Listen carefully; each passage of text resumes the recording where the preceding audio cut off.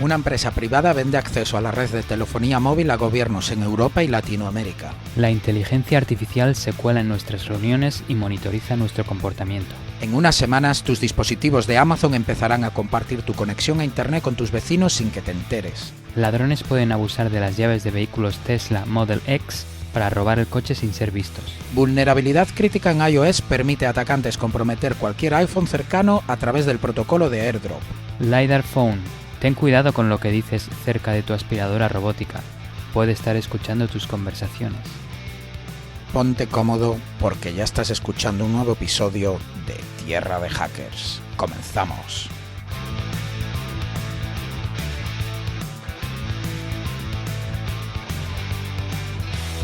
Hola, hola y bienvenidos a Tierra de Hackers, tu noticiero de ciberseguridad hecho podcast. Hoy es el 5 de diciembre de 2020 y este es el episodio número 18. Yo soy Martín Vigo y conmigo está el excelentísimo Alexis Porros. Hola Alexis, ¿qué tal? Pues aquí estamos. Aloha Martín, aunque no lo digo porque esté en Hawái con el calorcito, aunque ya me gustaría. Aquí estamos, un episodio más, ya se nos acaba el año. Afortunadamente con todo lo que ha pasado este año. Pero Tierra de Hackers sigue con más episodios, señores. A nuestros oyentes desearles que se encuentren bien y darles las gracias por seguirnos escuchando. Recordar que os podéis suscribir a nuestro podcast en vuestra plataforma de escucha favorita. Comentar sobre esto que acaba de salir, el wrap-up de Spotify, y que esperamos que estemos en el top de vuestros podcasts más escuchados de este año. Y saludos a los 28 países desde los que nos escuchan los oyentes y a ver y a ver si llegamos a muchos más o incluso a todos los países del mundo que queremos tener un mundo ciberseguro. Y otro tema a mencionar, como en cada episodio, es que estamos en Twitter, Instagram y Facebook con el handle @tierradehackers, donde nos podéis seguir para estar actualizados. No como los sistemas operativos, sino como personas. Chiste malo, pero bueno. Y en LinkedIn estamos como Tierra de Hackers. Nos podéis enviar vuestros correos electrónicos a podcast@tierradehackers.com. Y finalmente agradecer vuestro apoyo en las preguntas de cada episodio, que en esta última la pregunta era tal que ¿darías acceso a tu información a cambio de usar aplicaciones gratis? Lo que hemos visto es que la mayoría de los oyentes, con un 50% redondo, no se moja y opina que depende de los datos que se recopilen de ellos. La otra gran mayoría, con un 42%, dice que no, que nanay. Y luego tenemos un sí con un 8%. Y luego tenemos nadie contestó depende de cuánto cueste. Así que, bueno, parece que la mitad de nuestros oyentes, o la mitad de los que han contestado la pregunta, más bien dicho, se lo van a pensar antes de vender su información. Qué interesante eso. Me gusta que realmente dijiste un 50 y un 45 o 48. 50 y 42. O sea que está ahí entre... Sí. Oye, pues está interesante. Y tiene sentido lo de la respuesta de depende de qué datos, ¿no? Sobre todo si te dan algo a cambio. Por tanto, si simplemente es la foto pública y el nombre o así, que en general yo por lo menos es lo que considero público sobre nosotros, por eso lo tenemos en la web de Tierra de Hackers, ¿no? Nuestra foto y nuestro nombre, pues oye, si eso no me importaría demasiado. Pero bueno, hay que saber identificar y separar lo que consideramos público y lo que no es, pero aún así estamos dando a empresas privadas. Pues lo dicho, muchísimas gracias a toda esa gente de 28 países diferentes y como premios traemos un nuevo episodio que es uno de esos episodios top. Sé que probablemente lo digo en todos los episodios, pero es que según vamos preparando noticias nos emocionamos ahí porque sabemos que estas os encantan por los mensajes que nos enviáis. Así que vamos a la primera y esta va sobre monitorización de teléfonos móviles tanto en Europa como en Latinoamérica, donde tenemos a la mayoría de nuestros oyentes. Esto es una investigación de Citizen Labs el famosa organización sin ánimo de lucro de la que ya hemos hablado en varios episodios y que hace una labor fantástica para exponer y pues malas prácticas tanto de gobiernos como de empresas a nivel de espionaje y también pues para protegernos, ¿no? Al fin y al cabo, información significa estar en conocimiento de todas las actividades que pueden dañar tanto nuestra privacidad como nuestra seguridad. Pues como decía, es una investigación de ellos y básicamente lo que hicieron fue publicar la semana pasada un informe sobre lo que mencionaba del espionaje telefónico masivo a Europa y Latinoamérica. Pero lo interesante aquí es que normalmente cuando hablamos de espionaje hemos hablado siempre relacionado a malware, viruses, troyanos o siempre de alguna manera afectando a los propios dispositivos móviles. Sin embargo, en este caso vamos a hablar del protocolo SS7, ya que esto es lo que se está abusando para espiar a los ciudadanos. El protocolo SS7, que viene del Signaling System 7, es un protocolo de hecho muy antiguo de telefonía móvil.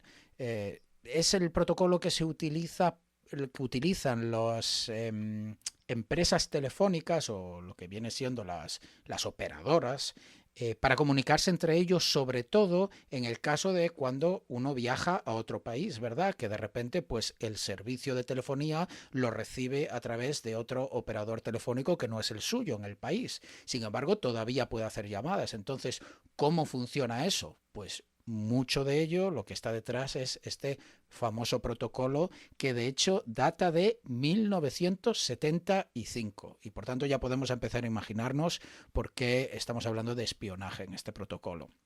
Es muy antiguo y una de las características es que no tiene un modelo de autenticación. Es decir, en 1975 la confianza entre los pocos operadores de telefonía era suficiente y no se consideró que era necesaria añadir más protecciones. Entonces se basaba puramente en la confianza mutua entre operadores. Pero es que hoy en día hay miles y miles de operadores, de hecho operadores virtuales pequeños, y no solo eso, sino que un teléfono inteligente es muchísimo más valioso y contiene muchísima más información de lo que un teléfono podía tener en 1975, que evidentemente solo había teléfonos prácticamente, o por lo menos de consumo masivo, de los de estar en casa. Por tanto, poca información podía sacar ahí, más allá evidentemente del espionaje telefónico. Esto realmente es así y no se llegó a cambiar por mantener la compatibilidad con dispositivos antiguos, ¿no? Los primeros teléfonos móviles, sobre todo, los que operan en 2G, incluso en 3G. Ninguna autenticación, ¿qué es lo que quiere decir? Pues quiere decir que quien tenga acceso a esta red, a la red SS7, puede mandar comandos a cualquier operador del mundo haciéndose pasar por él, precisamente pues porque no hay una manera de autenticar esos mensajes. ¿Y esto qué quiere decir? Pues si alguien tiene acceso a esto, pues podría hacer cosas como acceder a la localización o geolocalización en tiempo real de ese dispositivo móvil, que normalmente pues está en el bolsillo de su dueño y por tanto tienes la geolocalización en tiempo real de un individuo.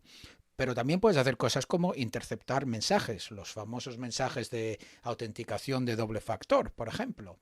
Y, por supuesto, espiar llamadas. Hay una charla fantástica, que es la primera vez que yo escuché hablar de SS7, del famoso experto alemán Carsten Knoll, que tiene varias charlas en varias conferencias, que las pongo en los enlaces del episodio, os las recomiendo. Y de hecho hay otra charla también muy específica al espionaje con SS7. De hecho, en la propia charla, la demo que hace es un periodista que le dio acceso o digamos permiso para espiarle y hace una demo abusando del protocolo SS7 para espiarle en tiempo real, y este investigador se llama Tobias Engel y también os dejo la charla, como no, en las notas del episodio. En otras palabras, tú puedes tener Movistar en España, una empresa con reputación, teóricamente segura, pero tú sigues a la merced de ese operador virtual que no conoce nadie en Nigeria. ¿Es así? porque aunque tu teléfono sea de Movistar, ese operador de Nigeria puede seguir mandando mensajes sin autenticarse y haciéndose incluso pasar por Movistar hacia lo que viene siendo para tu teléfono.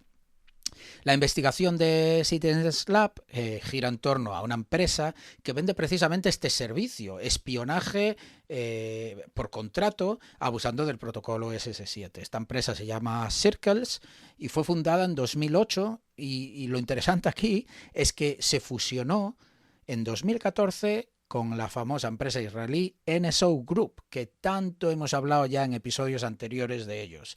Que son los famosos creadores del troyano Pegasus, que se utilizó, pues, de hecho, iros a escuchar los episodios anteriores y así ya os enteráis, pero se utiliza mucho para espionaje a nivel gubernamental.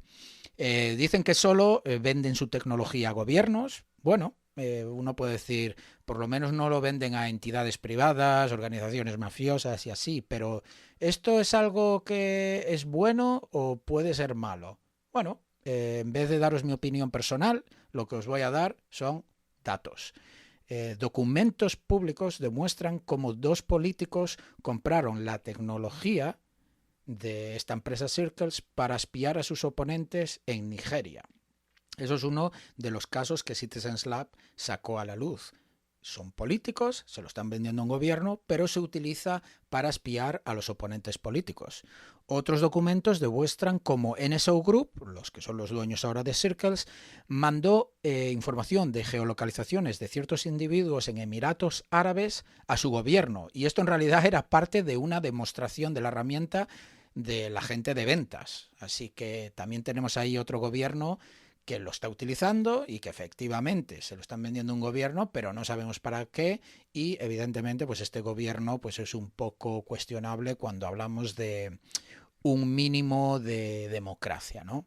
La diferencia con Pegasus, que mencionaba antes el malware, es que el Pegasus lo que hacía era infectar el teléfono, pero lo interesante de los ataques a SS7 es que no comprometen el teléfono, sino el canal de comunicación. Lo que uno está comprometiendo aquí, que ni siquiera es comprometerlo, porque simplemente compras el acceso, es acceso a la red GSM. No estás infectando de alguna manera un teléfono iPhone o un teléfono Android o cualquier teléfono que necesitarías pues exploits específicos a esa arquitectura, sistema operativo, hardware, lo que sea. No, aquí te dedicas a comprometer el sistema de comunicación y por tanto así ya tienes acceso a todo.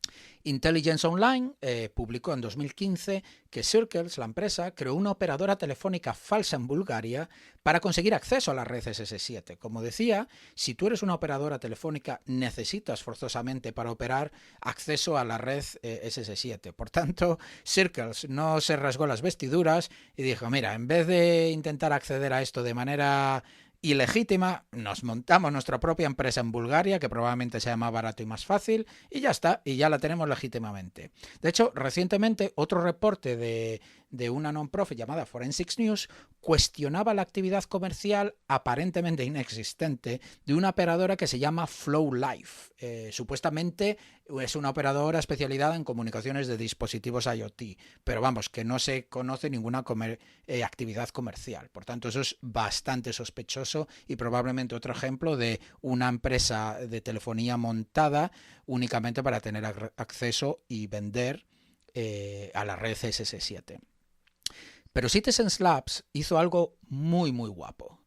Conociendo la empresa Circles y que operaban en Bulgaria como una operadora falsa, lo que hizo fue averiguar su rango de IPs y lo utilizó para escanear sus servidores con Shodan.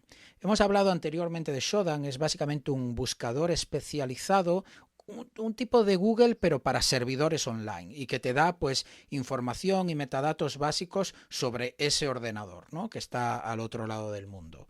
Pues ellos, sabiendo las IPs, lo que hicieron fue intentar hacer una especie de fingerprinting a los servidores que sabían que operaba este tipo de empresa. El objetivo era poder buscar ese mismo fingerprinting en otras partes del mundo para poder averiguar cuáles otros gobiernos eran clientes de esta empresa. De hecho, el fingerprinting que utilizaron fue que lo que detectaron fue que utilizaban un firewall muy específico de Check Point y otro para manejar todos esos firewalls de Smart Center. Sacaron, de hecho, un hostname muy interesante que es tracksystem.info. De hecho, sabían que era de Circles porque hubo otros documentos que estos fueron filtrados, no publicados, mostraban que empleados de Circle escribían emails a sus clientes desde @tracksystem.info. Por tanto, eso era prueba de que esto pertenecía perfectamente a la empresa y por tanto podían utilizarlo como fingerprinting. Con esta información lo que hicieron fue buscar en buscadores especializados como Shodan, pero hay otros más, hostnames y también certificados que contuviesen ese dominio y tuvieran también, por supuesto, esos firewalls para asegurarse que era probablemente de Circles. Identificaron 252 IPs que pudieron averiguar que actuaban como clientes, es decir, no eran los servidores propios de Circle, sino que eran los dispositivos que les daban a los clientes y que se comunicaban con los servidores de Circle, que esto es mucho más interesante porque era exactamente lo que buscaban, el hardware que le venden a los gobiernos para acceder a SS7. De hecho, uno de los campos cuando analizaban el tráfico era Firewall Host. Y como ejemplo, pues uno que encontraron era Client Circles Thailand NSB Node 2. Entonces, pues esto evidentemente era un cliente en Tailandia. Se dieron cuenta también que los servidores usaban marcas de coche en la primera palabra, cuya primera letra de la marca de coche también era la misma del propio país. Por dar un ejemplo, encontraron firewalls en México que la primera palabra para definirlos era Mercedes. En Saudi Arabia era Subaru, Bahrein era BMW y en Jordania pues era Jaguar. Y aquí viene lo interesante. Con esto, teniendo este fingerprinting, identificaron 25 gobiernos a nivel mundial que son, en sus palabras, muy probablemente clientes de Circles. Y los digo a continuación. Australia, Bélgica, Botsuana, Chile, Dinamarca, Ecuador, El Salvador, Estonia, Guinea Ecuatorial, Guatemala, Honduras, Indonesia, Israel, Kenia, Malasia, México, Marruecos, Nigeria, Perú, Serbia, Tailandia, que me pierdo por aquí, Emiratos Árabes y Vietnam, Zambia y Zimbabue. Como veis, he dicho varios que sabemos que tenemos muchos oyentes en esos países, así que decidí apuntarme aquí más datos sobre los países específicos en Latinoamérica. Por ejemplo, en Chile, los servidores que encontraron se llamaban Cadillac Polaris y están operados por la Policía de Chile. De hecho, mencionaban también en el reporte de Citizens Lab, que lo tenéis en las notas y referencias del episodio, que la Policía de Chile también son clientes del famoso Hacking Team, o eran en este caso, del que también os hemos hablado en episodios anteriores. Incluso tenéis las IPs que si las queréis, quiero decir, son públicas en este reporte de Citizen Labs. Nosotros preferimos no darlas aquí, así que si las queréis leer os podéis ir al reporte.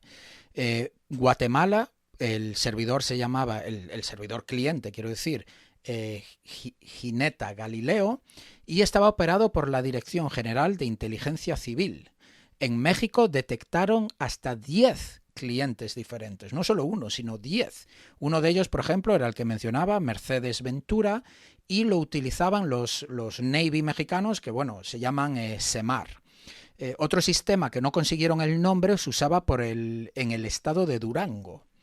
Y otros reportes públicos hablan de que en México usó, de hecho, también otras empresas, no solo Circles, para acceder al protocolo SS7. De hecho, utilizaban un dispositivo que se llama Skylock, que lo creó la empresa Verint Systems. En Honduras, pues tenemos el mismo caso. En este caso encontraron 2 clientes diferentes que estaban siendo usados por la Dirección General de Investigación e Inteligencia.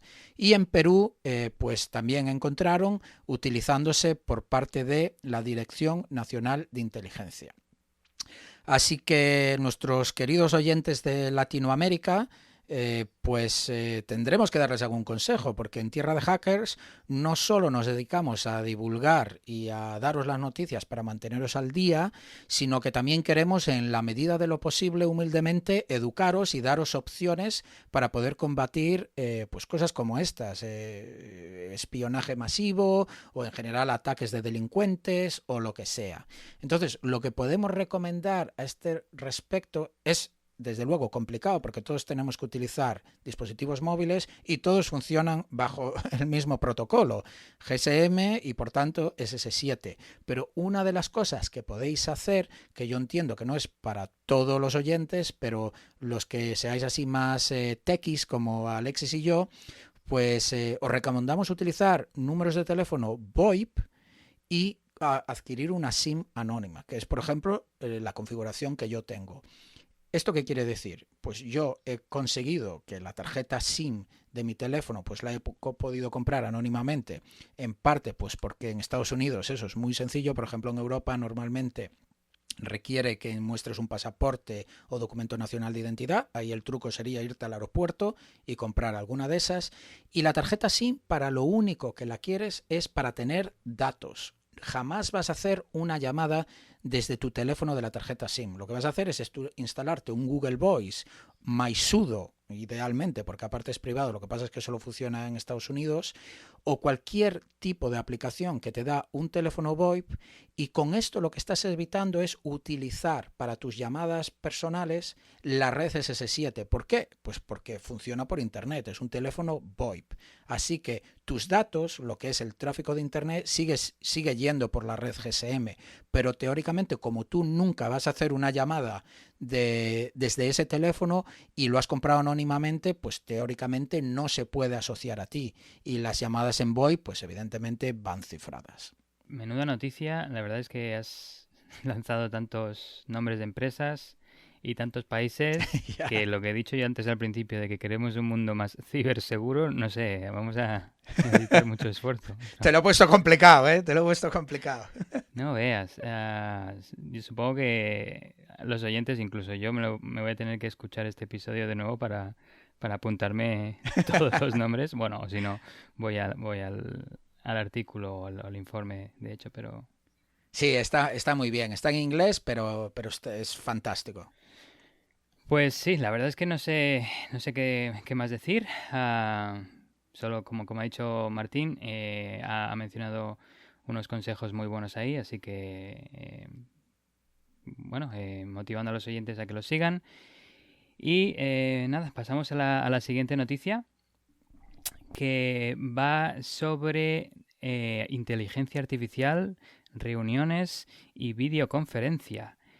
En la situación actual en la que vivimos, con el virus, la pandemia, muchos de nosotros tenemos, bueno, digamos, la suerte, ¿no?, de trabajar desde casa, y con el teletrabajo, pues se acumulan las videoconferencias, las reuniones vía vídeo, y no sé si le pasa a los oyentes, pero bueno, eso lo experimentamos todos, creo, y al final un poquito se hacen un poco pesadas o cansadas tener tantas, pero bueno, algo resuelven en el mundo de los negocios. En cualquier caso, traigo una noticia que menciona que hay empresas que han creado plataformas de videoconferencia que incluyen inteligencia artificial por varios motivos.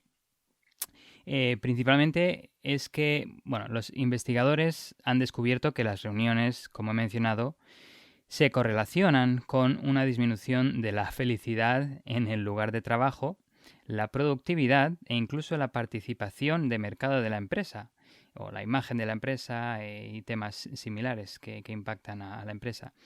Entonces, pues empresas han visto que hay oportunidades de negocio aquí, y para mejorar un poco las relaciones entre los empleados de las empresas y mejorar las videoconferencias, que no se hagan tan aburridas, un poco más interactivas o agradables.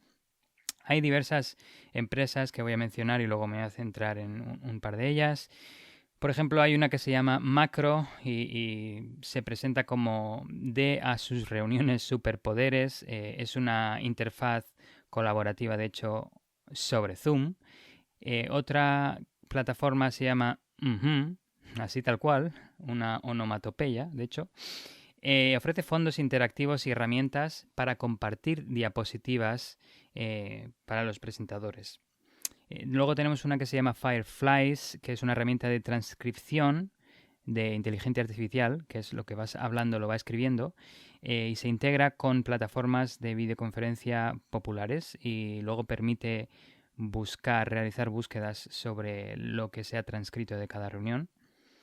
Luego tenemos una que se llama Sidekick, que se presenta con el eslogan de haz que tu equipo remoto se sienta cerca de nuevo, que vende una tableta dedicada para videollamadas, y una con las que voy a entrar en detalle se llama Headroom, y su plataforma hace un poquito lo que han estado haciendo las que he mencionado anteriormente, pero en detalle hace lo siguiente: durante la reunión transcribe en tiempo real lo que el participante va diciendo, y esto sale justo en una ventana junto a la cara del mismo.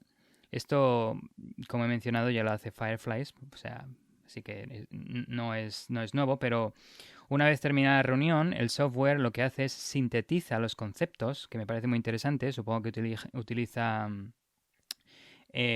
programación lingüística neuronal, ¿no? Neural Linguistic Language Programming, NLP, y saca estos conceptos de alto nivel de las conversaciones. También identifica temas clave, fechas, ideas, elementos, y finalmente, de nuevo, crea un registro permanente en el que se pueden realizar búsquedas.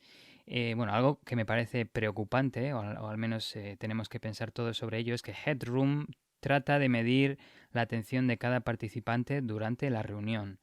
La idea detrás de Headroom, que fue definida incluso antes de la pandemia, así que esta empresa ya estaba pensando en esto antes del teletrabajo, es mejorar los problemas tanto presenciales como virtuales de las reuniones utilizando inteligencia artificial. El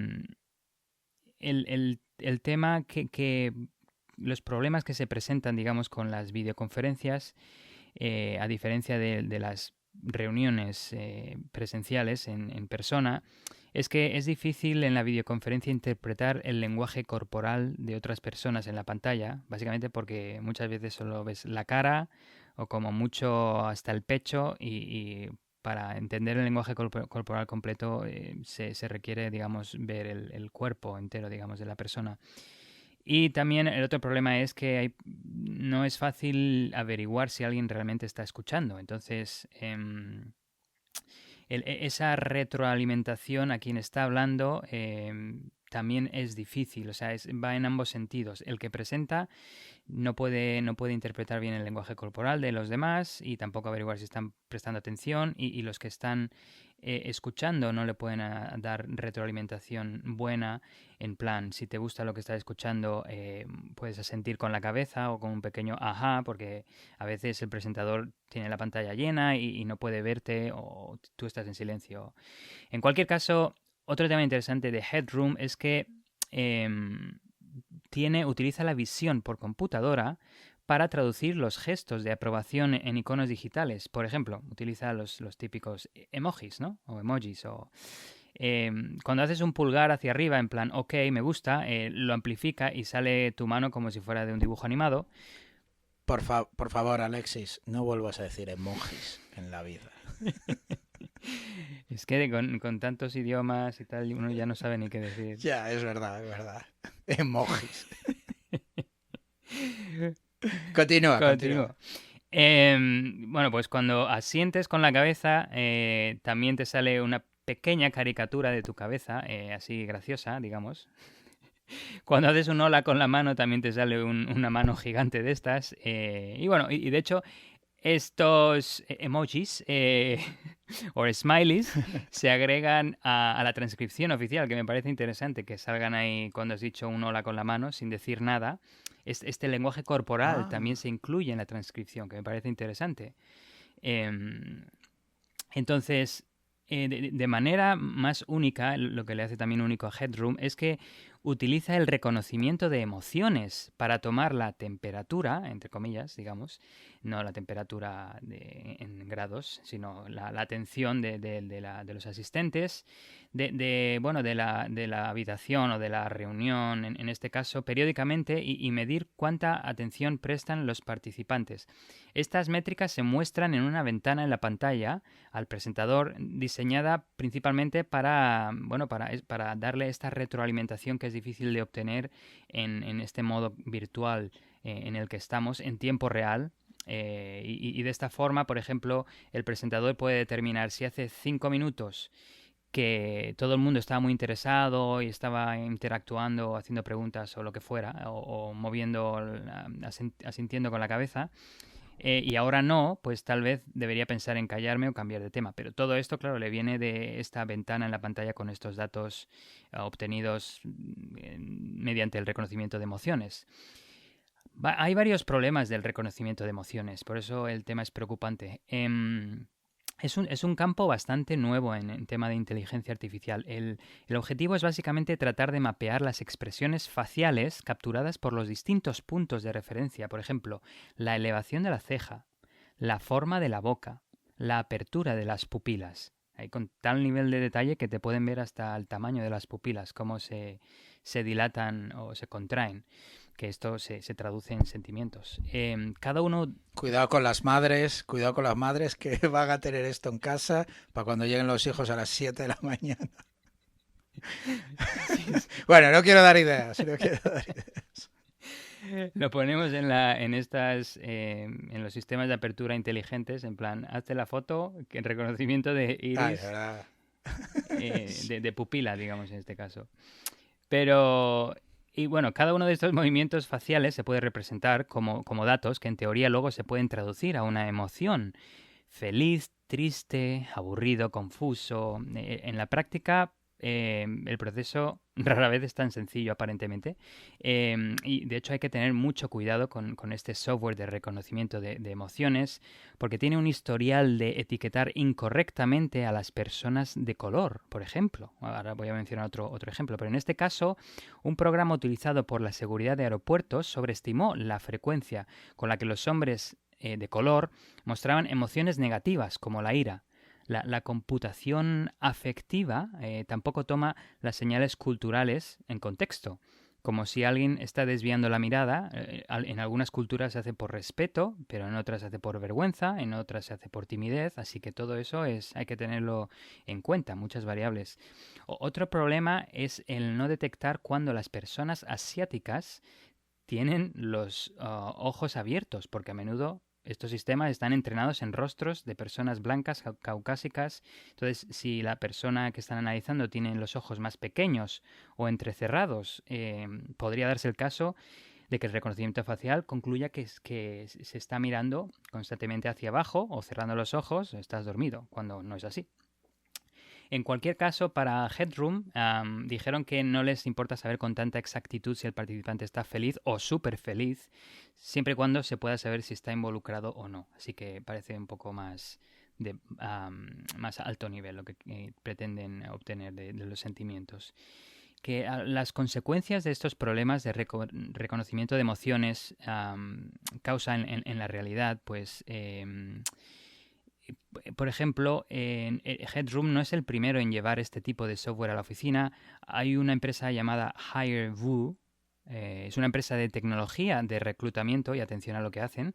Recientemente ha presentado su plataforma de reconocimiento de emociones que sugiere la empleabilidad de un candidato a un puesto basándose en factores como los de movimientos faciales y la voz. O sea, ya no solo tienes que hacerlo bien en el currículum. No sé si habéis visto que en algunas empresas requieren un vídeo, ¿no?, de presentación, que ahí un poquito ya se ve cómo eres, tus gestos, de hecho... tu lenguaje no verbal, tu presencia también, eso es, ¿no? Tu porte, tu poderío, pues ahora, pero eso era tu percha, tu saber estar, pero eso era muy tu vigor. Pero eso era muy susceptible de interpretación humana. En este caso, lo que hacen es directamente te miran directamente con su cámara que tengan en ese momento y te analizan con esta inteligencia artificial. Así que ahí hay que hacerlo bien. Hay un comentario que iba a hacer también, es el efecto del observador en este caso, o de saber que estás siendo observado. Lo que se ha identificado es que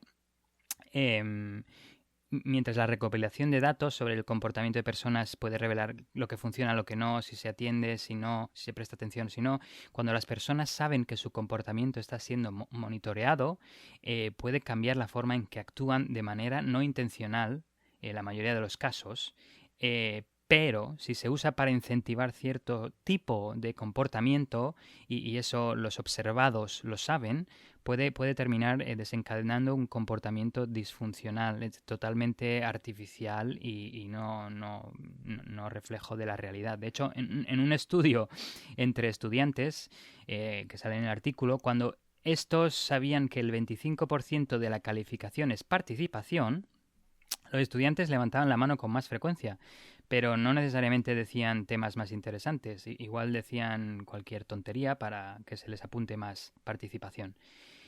En cualquier caso, otro tema interesante es que la inteligencia artificial no solo ha llegado a nuestras videoconferencias, sino también a tu calendario. Atención, hay una empresa que se llama Clockwise que usa una plataforma de gestión de tiempo que incluye la inteligencia artificial, lanzada en 2019, con un algoritmo para optimizar la sincronización de las reuniones.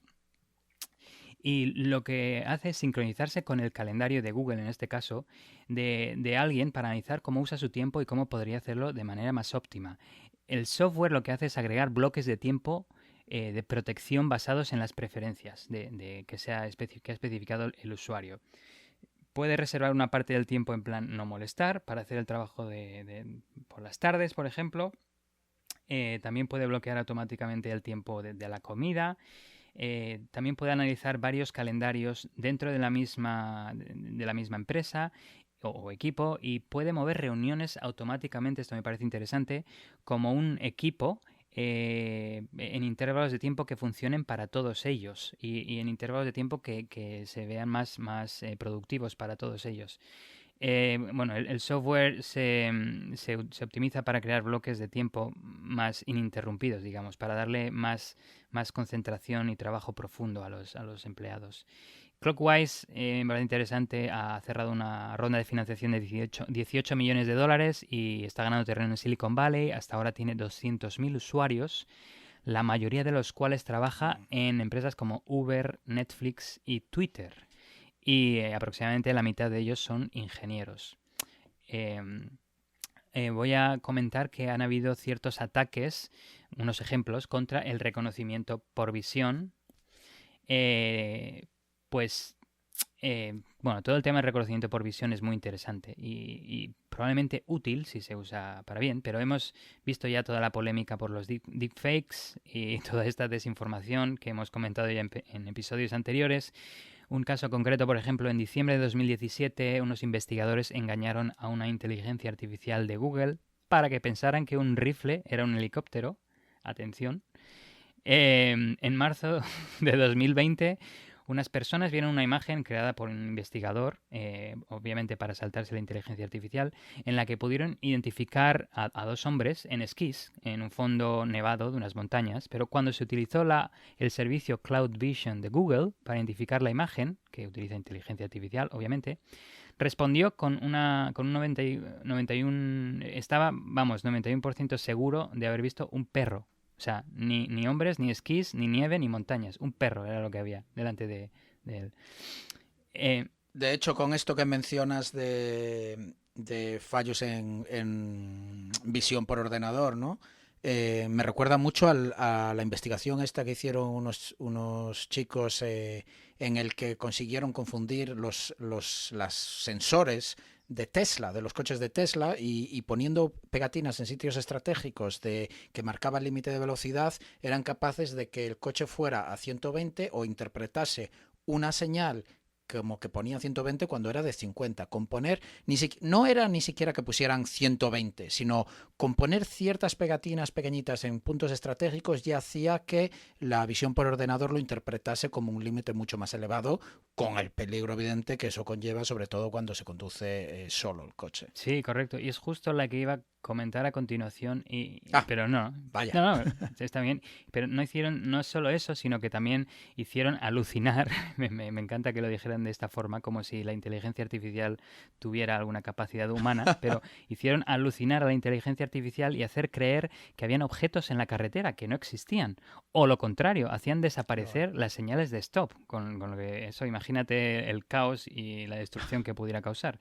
Y la última es un audio que sonaba benigno para los humanos, pero que el software lo transcribía como OK, Google, navega hasta la web atacante.com o algo así. Uy, y esto ahora me doy cuenta de que si alguno de nuestros oyentes tiene un OK Google, un dispositivo de estos, igual se le ha activado, así que disculpen las molestias.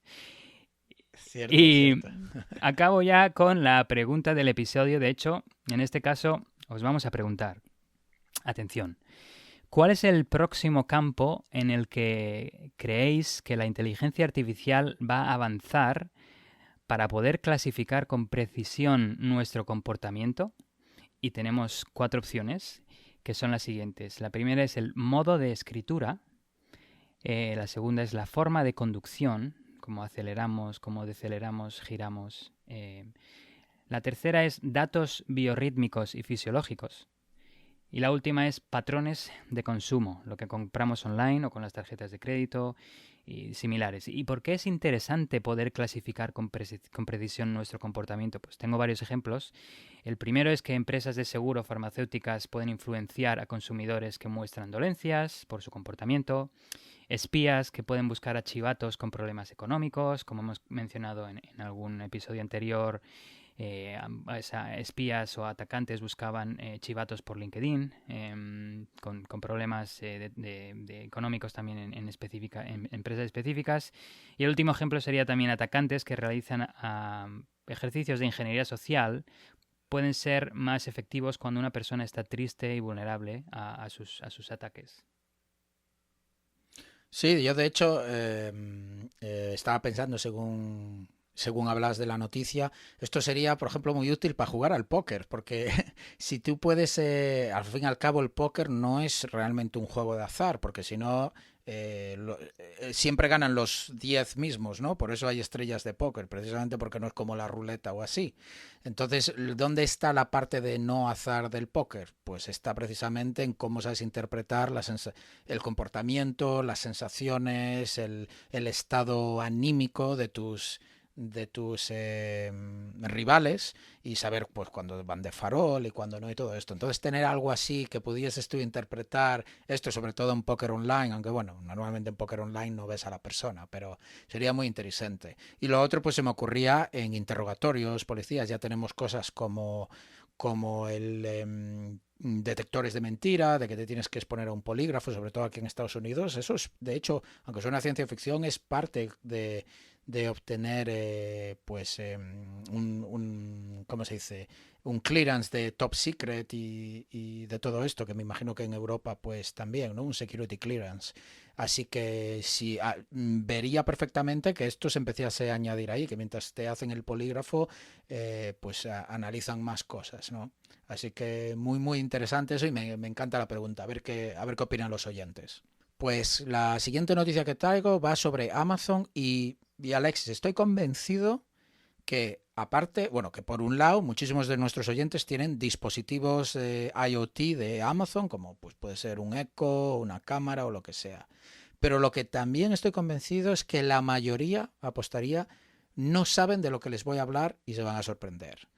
¿Habéis escuchado? A ver, levantar la mano ahora que nos estáis escuchando. ¿Quién ha oído hablar de Amazon Sidewalk?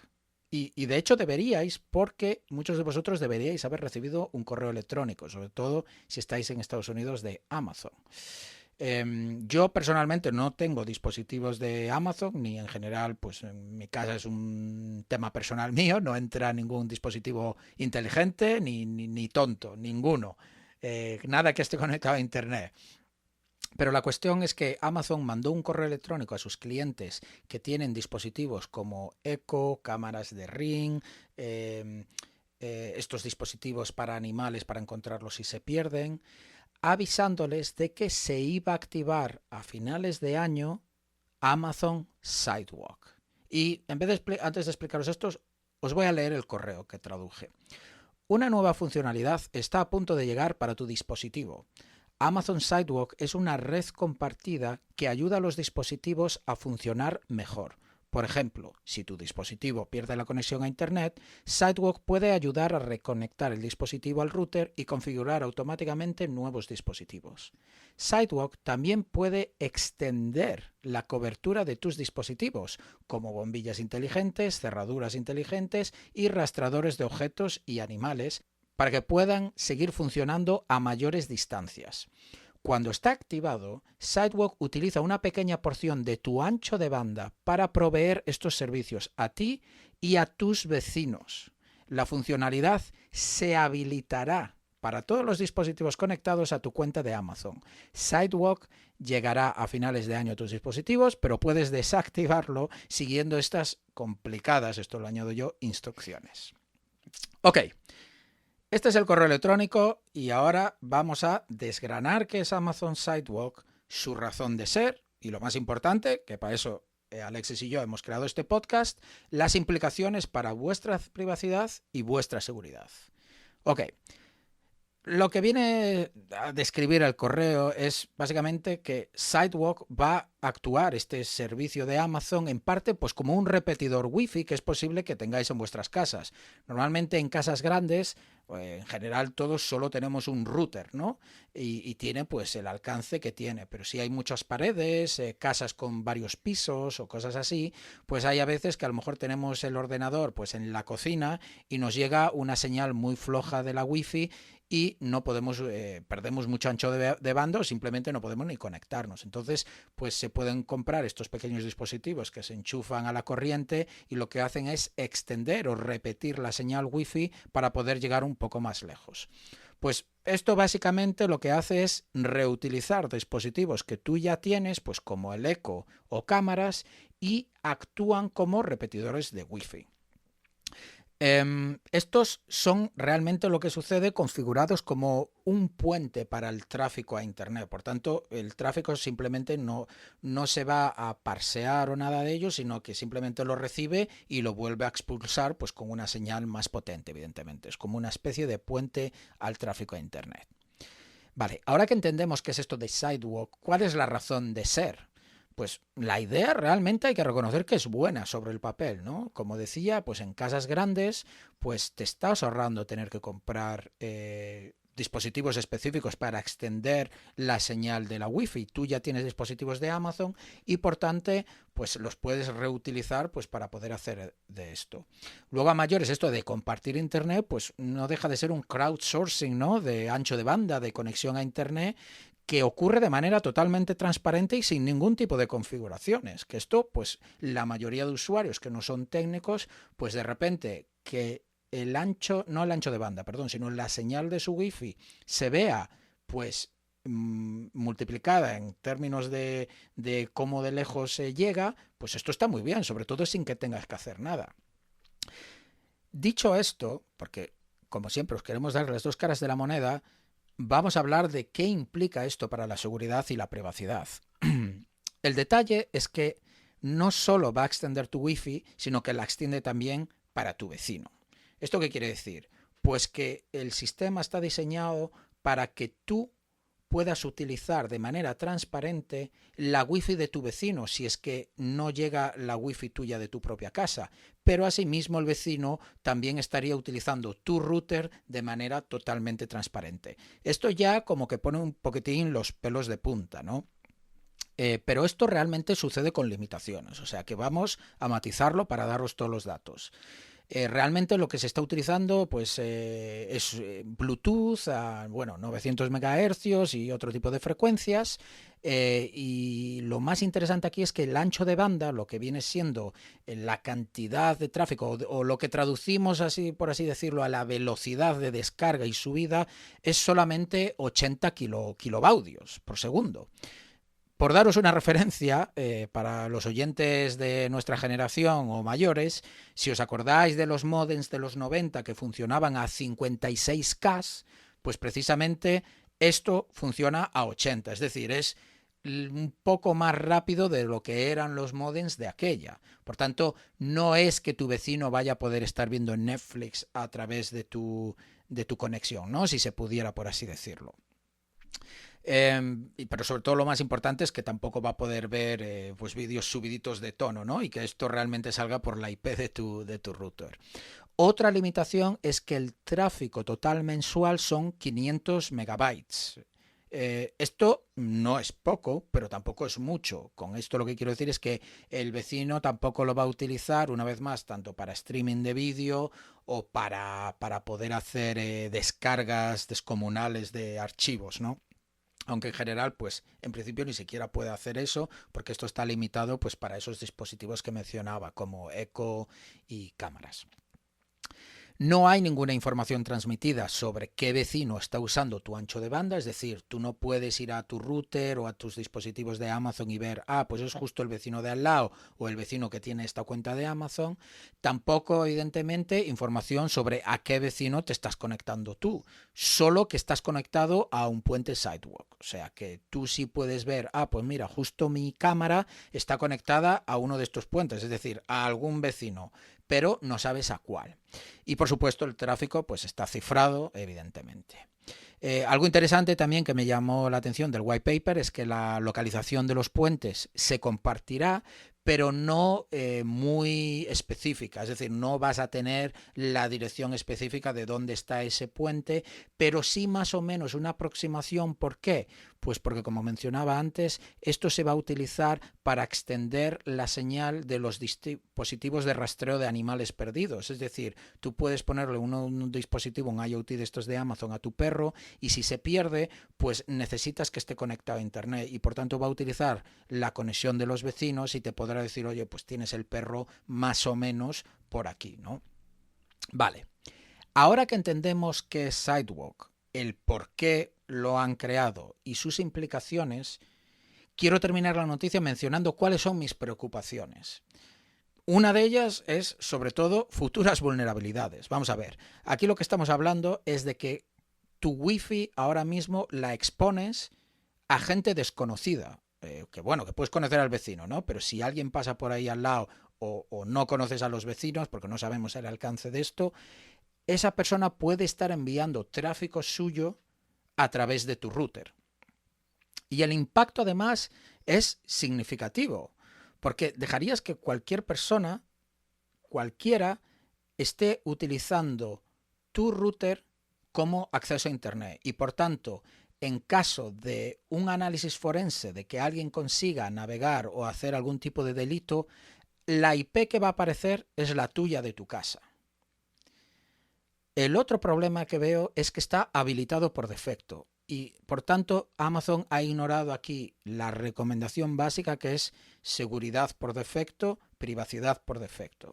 Yo entiendo que en parte, o por lo menos lo vayan a justificar como cuanta más gente tenga esto habilitado, más valor tendrá pues esto, ¿no? Porque más gente está proveyendo de Internet y por tanto habrá más alcance.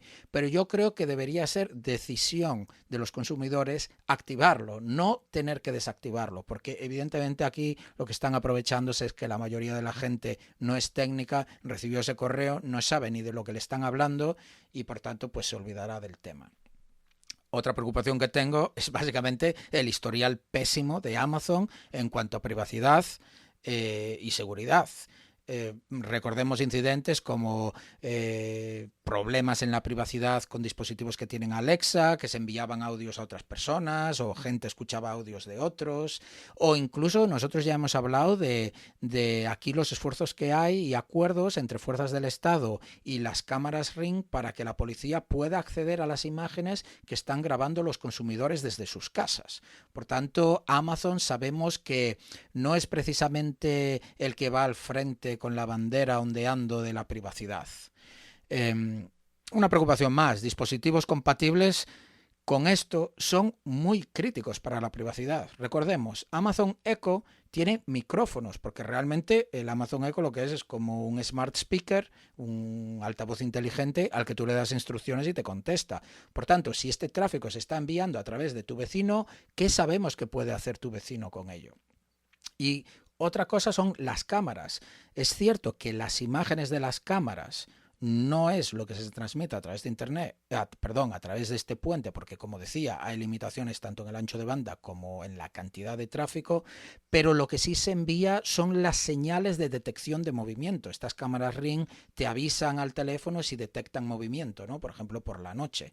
¿Qué pasaría si yo soy un ladrón y soy capaz de bloquear este tráfico? O sea, si estás conectado, si yo hago que tú te conectes a mi pasarela o a mi puente, yo ahora puedo bloquear el tráfico ahí y por tanto tú nunca recibirías esa notificación. Y en general, ya para terminar, mi preocupación es básicamente que esto es lo que exactamente buscan investigadores y hackers en el buen sentido para ponerle las manos y empezar a desmenuzarlo.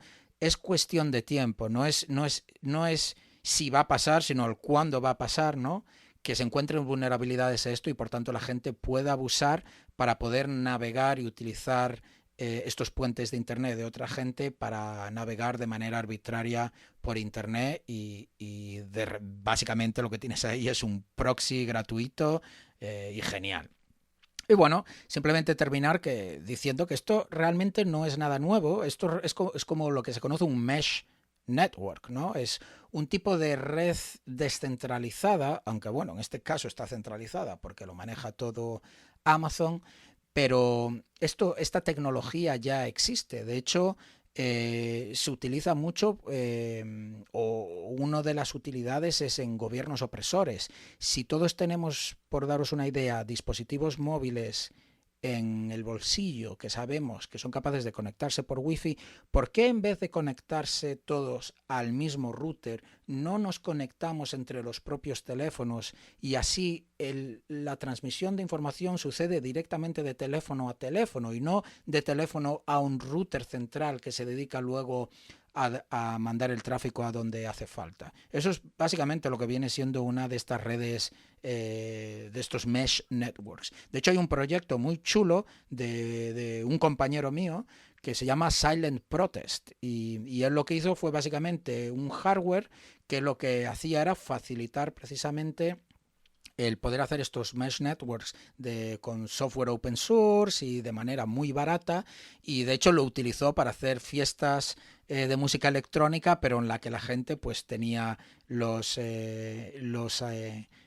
cascos puestos, los auriculares puestos de sus teléfonos y por tanto no había ningún ruido y se podían hacer fiestas a las 5 de la mañana en plena calle porque no molestaba a nadie, ¿no?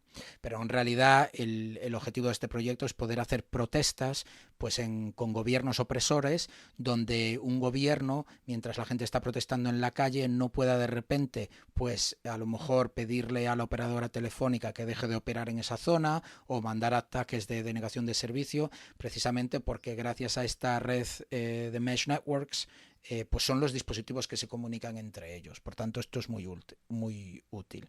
Y ya terminar con una anécdota, que esto me recordó según preparaba la noticia. Un mesh network, un ejemplo muy bueno y muy curioso, es el de Corea del Norte. Resulta que hay una organización sin ánimo de lucro que hace una especie de, esto en realidad no es así, pero una especie de este mesh network porque se dedica a enviar y colar de manera secreta USBs con prensa, películas, revistas dentro de Corea del Norte para que se puedan informar de cómo es el mundo realmente fuera de Corea del Norte, porque evidentemente pues lo que allí les inculcan pues es totalmente ajeno a la realidad. Así que esta organización sin ánimo de lucro hace este trabajo tan valioso de colar estos USBs. ¿Y por qué digo que es como un mesh network? Pues lo que se hace es pasárselo de persona a persona en los pueblos.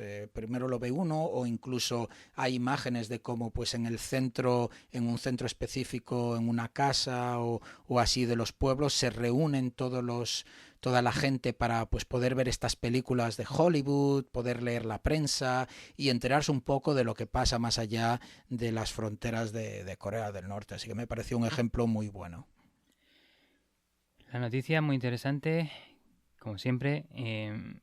Me parece muy creativos estos de Amazon que han reciclado sus propios dispositivos para tener su propia red sin pagar nada. O sea, son casi un proveedor de servicio ahora. O sea, lo tienen todo.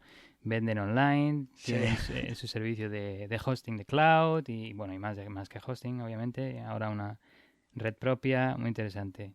Un comentario, lo que has dicho que aunque no se publique o se comunique exactamente la ubicación de estos dispositivos, Wiggle, que ya hemos mencionado esta plataforma anteriormente, tiene localización de puntos de acceso inalámbricos, Wi-Fi o Wireless LAN, pero también tiene desde hace 2 años información de ubicación de dispositivos Bluetooth, así que y tiene bastantes, qué así que pues se bueno. podrían identificar estos dispositivos a través de Wiggle.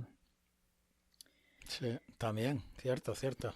Pues nada, muy buena noticia y con ello nos vamos a la siguiente que, bueno, como se dice en la introducción del episodio, ladrones pueden abusar de las llaves de vehículos Tesla Model X para robar el coche sin ser vistos. Brum. Música de tensión.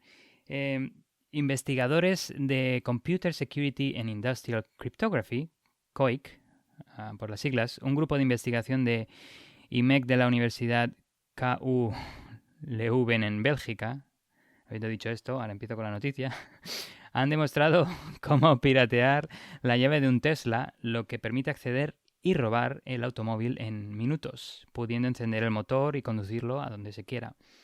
El Tesla Model X tiene una llave que es un pequeño dispositivo que permite a cualquiera, bueno, al dueño obviamente, desbloquear automáticamente el automóvil acercándose al vehículo o presionando un botón. Mencionar el coste del coche, porque bueno, es interesante. El coste de un Tesla Model X oscila entre los $40.000 para modelos básicos y más de $100.000 para los modelos de primera línea. Es la tercera vez que se demuestra una falla similar y de hecho Leonard Wouters, espero que se pronuncie así, uno de los miembros del equipo de investigadores, es el que ha demostrado 2 ataques anteriores a la tecnología de entrada sin llave del Tesla Model S y que logró desbloquear y luego consiguió arrancar el vehículo. Pues en este caso concreto, la llave para el Model X usa Bluetooth Low Energy para interactuar con una aplicación de teléfono inteligente de móvil para permitir la entrada sin llave, que es justo aquí donde se encuentran las vulnerabilidades. El equipo que utilizaron los investigadores, el equipo de hardware necesario para llevar a cabo este ataque les costó alrededor de $300, así que $300 contra los 40.000 o 100.000 que vale el coche, me parece buena inversión. En solo 90 segundos el hardware puede extraer un código vía Bluetooth que desbloquea, permite abrir el Tesla Model X.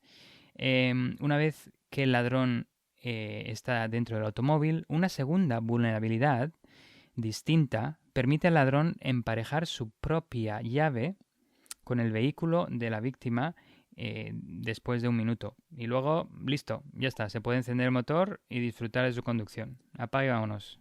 No, voy a continuar con la noticia, hombre. Hay ciertos requisitos. El primero es que hay que tener el identificador del vehículo, del Tesla. Pero esto me parece sorprendente, que está generalmente visible en el tablero del automóvil a través del parabrisas. Bueno, y ese es uno de los requisitos. Y el otro es también poder estar aproximadamente a unos 5 metros de la llave de la víctima. Lo del identificador del vehículo que se pueda ver, que esté visible, me sorprende porque cuando compras un automóvil te ofrecen el servicio de scratching, ¿no? de borrar el número, el identificador del chasis del coche por seguridad. Y aquí en el Tesla está realmente visible. Que como sabemos por temas de OSINT, el tema del identificador del vehículo se puede utilizar para identificar al propietario.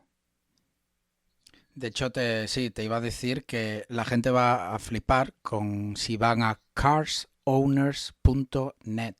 Es una página muy buena que se utiliza para temas de OSINT y como os decimos siempre, en Estados Unidos la privacidad es nula.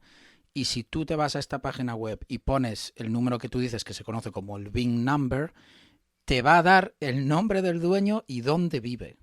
O sea, estamos diciendo que un coche en la calle tiene el número visible con el que tú te vienes a esta web y vas a saber a quién le pertenece.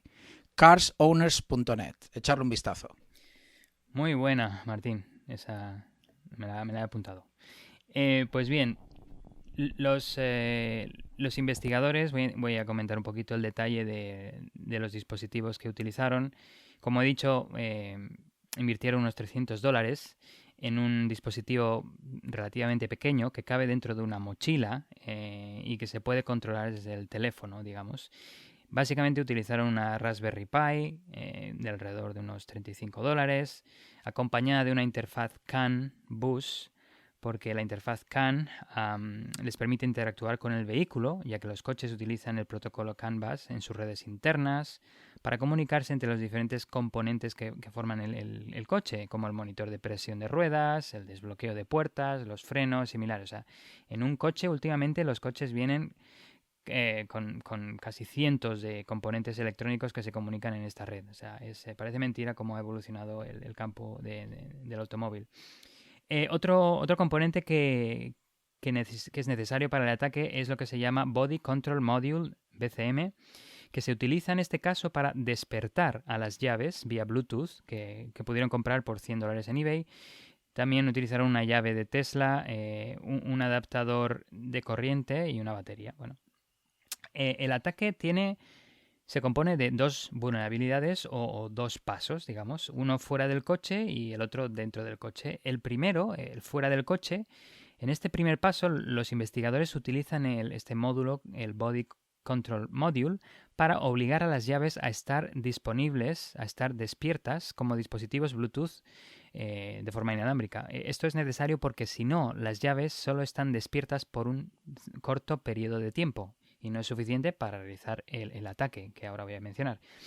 Para esto, como he mencionado antes, es un requisito indispensable tener el número de identificación del vehículo, porque el BCM deriva el código único que se usa para demostrar su identidad con la llave a partir de los últimos 5 dígitos del número VIN del automóvil. De hecho, no necesitas ni el VIN, el identificador entero, solo necesitas los últimos 5 dígitos.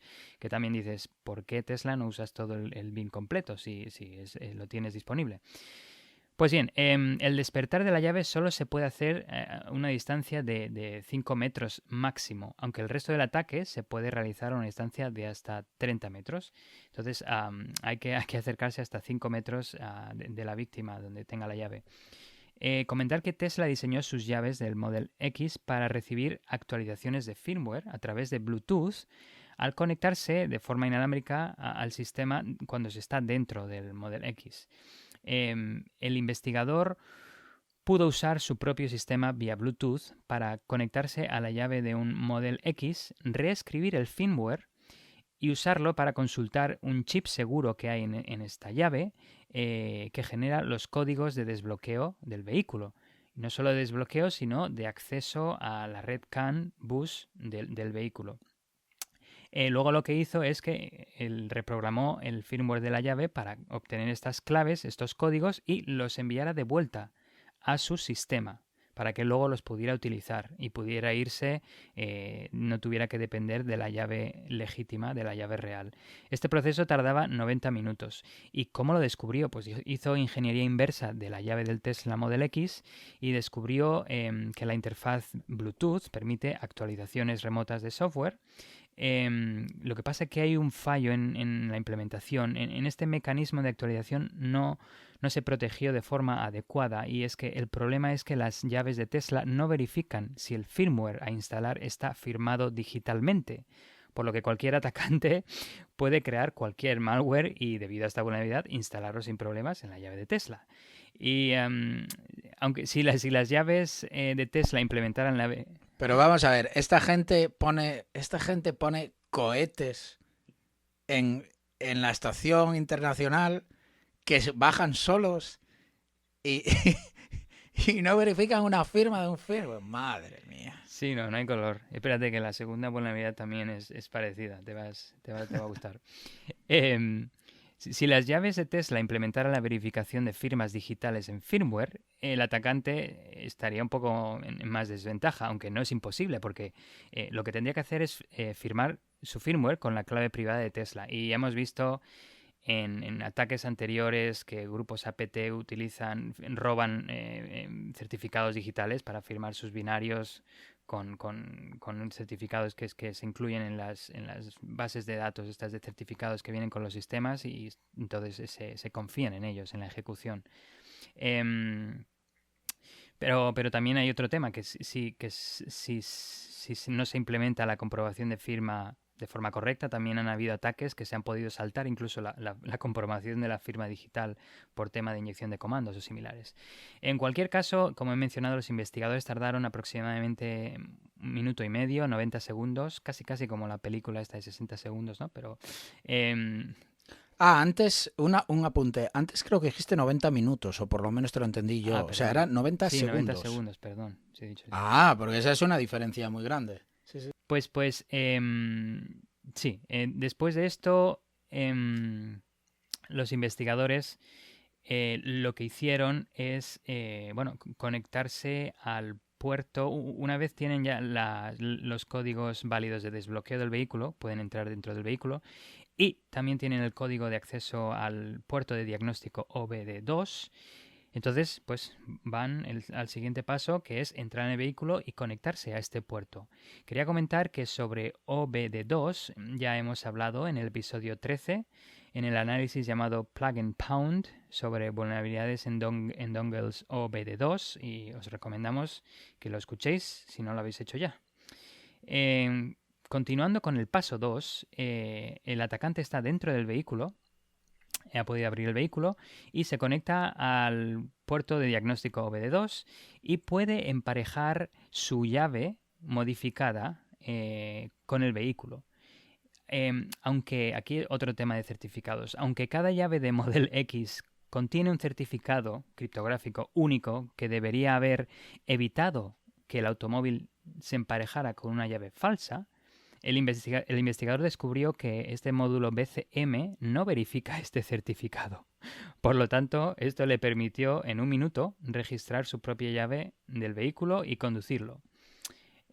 Otro caso, de nuevo, Martín, de que nada, el certificado no se lo tiene. En este caso, la llave tiene el certificado, pero el módulo BCM del sistema del Tesla dice, nada, lo ignoro.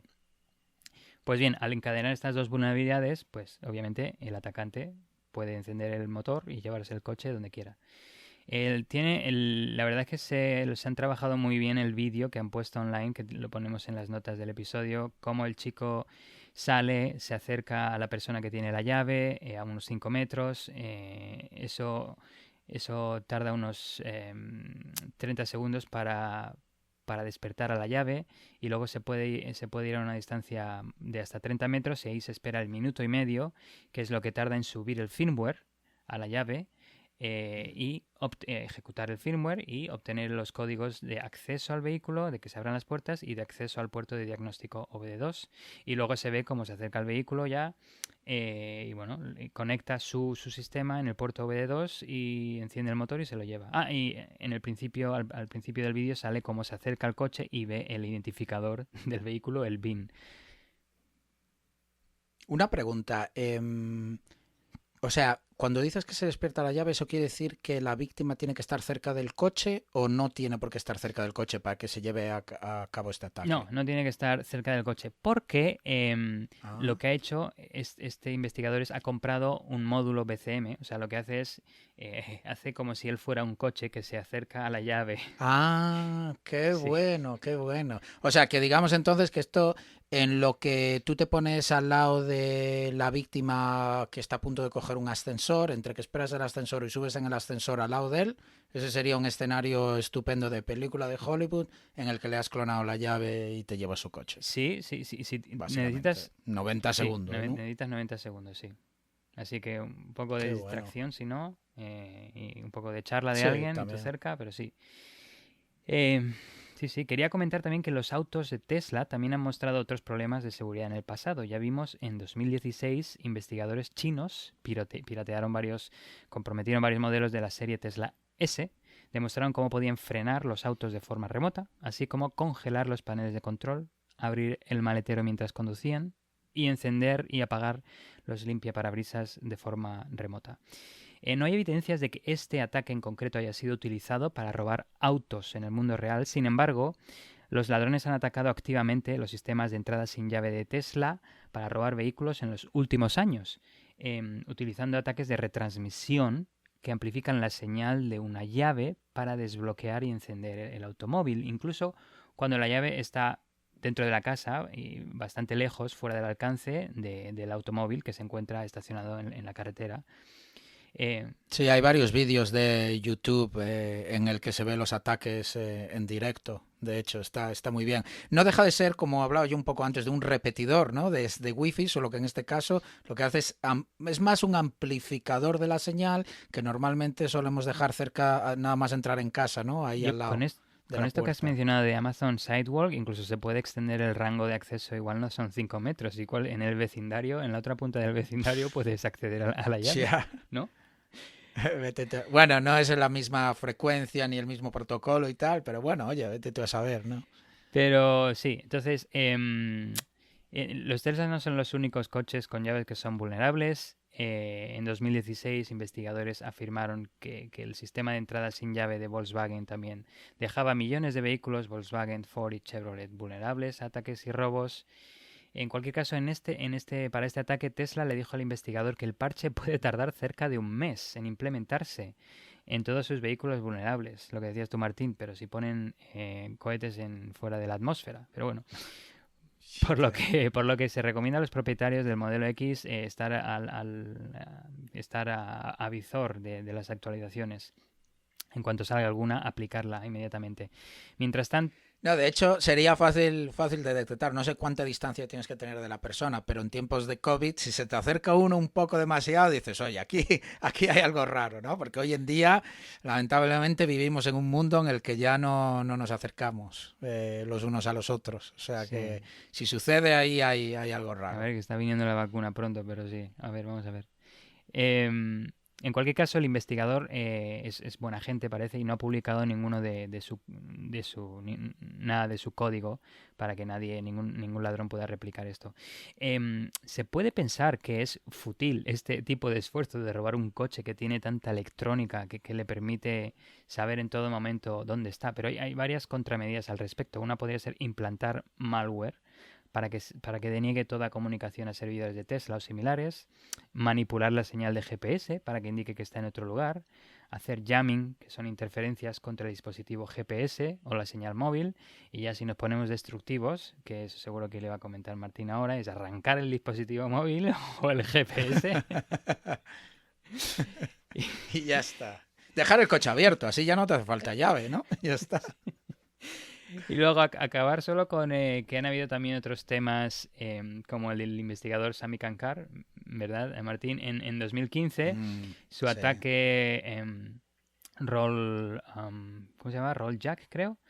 Rolling Codes, ¿no? Rolljam. Eso, Rolljam, sí, que va de los Rolling Codes, que son códigos que emite tu mando a distancia, que son secuenciales y que no caducan. Con lo cual, lo que hizo este investigador, Sami Kankar, se centró en automóviles GM, Grand Motor.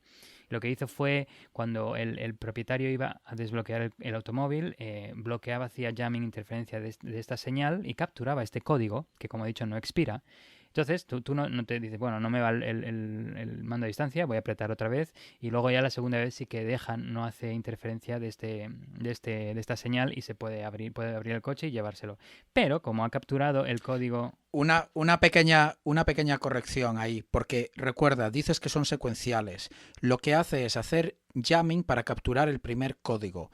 Luego, cuando le da el botón, vuelve a hacer jamming, coge ese segundo código y envía el primero, porque son secuenciales. No puede dejar que el segundo vaya, porque entonces ya no podría reutilizar el primero, porque son secuenciales. Pues precisamente porque es como un OTP y tal, ¿no? O sea, tienes un seed y sabe cuáles son los siguientes 100. De hecho, por eso tú puedes darle varias veces a la llave sin estar cerca del coche y te abre igual. Hay un buffer de códigos que puede calcular.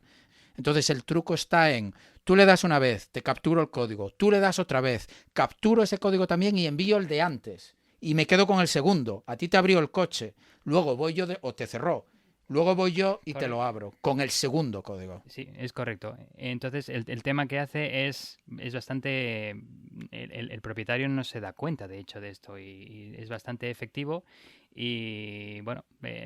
Sobre todo ingenioso. A mí una de las cosas cuando leí esto me pareció súper ingenioso el pensar en primero cojo uno, después cojo el otro y envío el primero y me quedo con el segundo. Es muy, muy ingenioso el vector de ataque. Sí, sí. Y nada, pues cierro la noticia diciendo que ya vemos que todo está conectado con todo, el Amazon Sidewalk, incluso estas llaves, y que aunque puede ser un inconveniente, como hemos visto en este caso, también puede ser una ventaja, porque el poder actualizar las llaves de forma remota, Tesla puede arreglar este problema mucho más rápido y gastando menos que si la llave tuviera que ser enviada por correo postal y reemplazada, por ejemplo. Así que no todo es malo en el tema de la conectividad.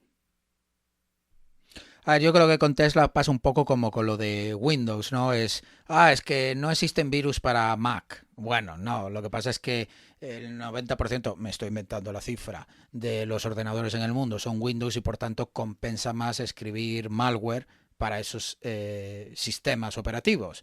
Me resulta un poco lo mismo para Tesla. Yo no creo que Tesla sea más inseguro que otros coches que ya tienen tecnologías así más avanzadas, por no decir coches 2.0. Lo que pasa es que Tesla es como la marca atractiva, es como ¿no? el coche por excelencia tecnológico del futuro. Entonces yo creo que es que muchos investigadores se centran en ello. Pero vamos, imperdonable lo de no verificar o firmar, bueno, o ambos, el firmware. Muy mal, muy mal. Así que nada, pasamos a la siguiente noticia, que ya le hemos metido caña aquí a Tesla y vamos a meterle caña a Apple. ¿Qué te parece? Y es que esta semana ha salido es que no tengo palabras, una investigación brutal, una vez más, de la gente de Google Project Zero. De hecho, más que de la gente, específicamente de uno de los investigadores que se llama Ian Beer, muy, muy conocido en el mundo de la ciberseguridad. De hecho, cuando me enteré de su investigación fue porque vi la demo que hizo y es que es espectacular. Y dejo el enlace, como siempre, en las notas y referencias del episodio a la investigación con los demos de los vídeos, pero os paso a describir cómo es. Básicamente tú ves el ordenador de la persona con una antenita, por así decirlo, y hay pues como unos 15 iPhones y el tío le da básicamente a un botón y de repente los 15 iPhones se resetean y hacen un reboot. Esto que a lo mejor dice uno que a lo mejor no es tan técnico puede pensar, bueno, no es para tanto. Esto es brutal, señores. O sea, el nivel de sofisticación de la investigación de Ian Beer es increíble y solo hay que leerse, que yo me lo tuve que leer para preparar la noticia, el reporte, que es larguísimo, súper complejo, pero como decía, brutal. Mencionaba que había visto el vídeo y lo siguiente que vi fue uno de sus tweets que paso a decir aquí, que decía textualmente esto: usando una única vulnerabilidad soy capaz de hackear cualquier dispositivo iOS cerca de mí y ganar acceso a las fotos, correos electrónicos, mensajes privados y más, todo sin que la víctima ni siquiera lo sepa. O sea, hablamos de que no es ni un malware que tengas que descargar algo, no es un correo electrónico que tengas que hacerle clic. Meramente con estar cerca de ti es capaz de básicamente comprometer absolutamente estos teléfonos de Apple y cualquiera de ellos.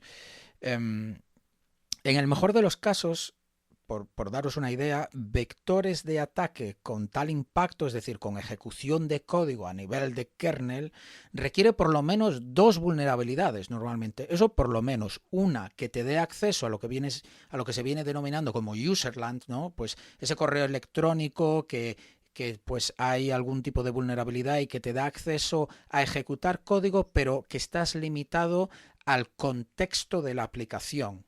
y luego necesitarías otra vulnerabilidad más que te daría pues lo que se conoce como elevación de privilegios o poder ejecutar código en un contexto más cerca del núcleo o por así decirlo con muchos más privilegios. Entonces el hecho de que en este caso sea una simple vulnerabilidad que ya te dé ejecución de código a nivel de kernel es increíble.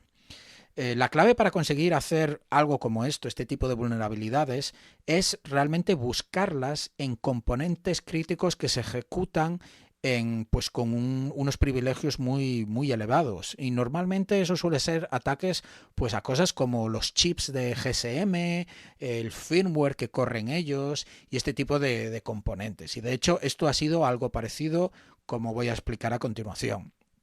Pero cuando ya me explotó la cabeza, fue a leer que fue debido a un simple buffer overflow. Que un buffer overflow viene siendo el Hello World de cuando aprendes a escribir exploits. Es como la vulnerabilidad o el tipo de vulnerabilidad más básico que hay o en su día más común, que a día de hoy supuestamente no debería ser así. El reporte con los detalles de la vulnerabilidad es buenísimo y, como decía, recomiendo su lectura. Lo que pasa es que estoy en la tesitura de que es demasiado complejo como para explicarlo en un podcast. Esto sería una charla de Black Hat o DEFCON o una conferencia de seguridad. Pero es que a la vez esta vulnerabilidad es demasiado buena como para no traerlo al podcast. Así que lo resumo bastante y lo voy a contar así de manera que lo podamos entender todos. Y que por tanto así tengamos un poco más de comprensión de qué es lo que ha hallado este investigador. Todo está construido para complicar la labor del investigador cuando nos referimos a hacer investigación en teléfonos de iPhone. De hecho, normalmente pues todo está cifrado, el código no es abierto, no es open source y en general pues Apple pone todas las pegas en principio por seguridad, ¿no? Pero menciono esto porque precisamente todavía tiene más crédito, por así decir, lo que este investigador ha hecho. Lo que sucedió fue que en 2018, esto yo no lo sabía, Apple cometió un pequeño error y es que publicó una versión del sistema operativo de iOS sin eliminar lo que se conoce como los name symbols, ¿no?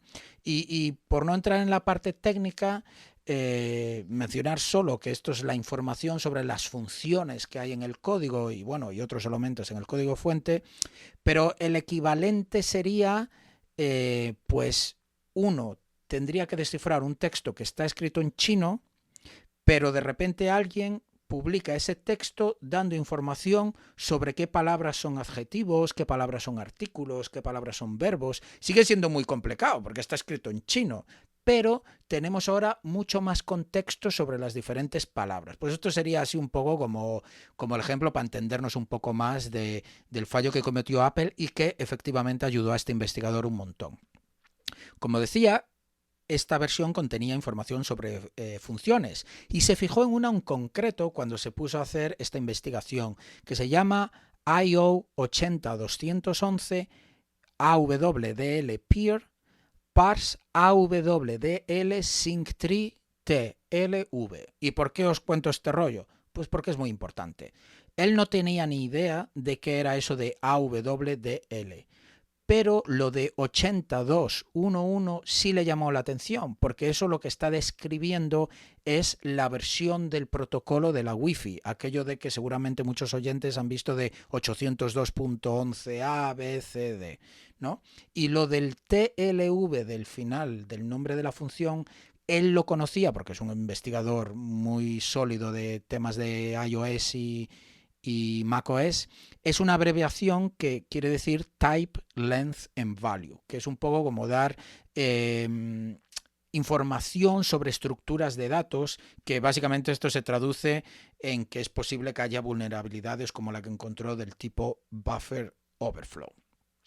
Pues se centró en esta función, analizó su código y lo que hizo fue encontrar que había cierto tratamiento de errores relacionados con la longitud de uno de los parámetros que se pasaba a esa función. Es decir, había ciertos datos que se enviaban a esta función en concreto y él encontró que había cierto código que se encargaba de reaccionar a cuando la longitud de esos datos era errónea o no era la esperada. Lo curioso es que el tratamiento de este error lo único que hacía era reportar, o en este caso loguear, que había un tamaño de esos datos que era inesperado. Pero no había ningún código que se encargaba de hacer algo al respecto.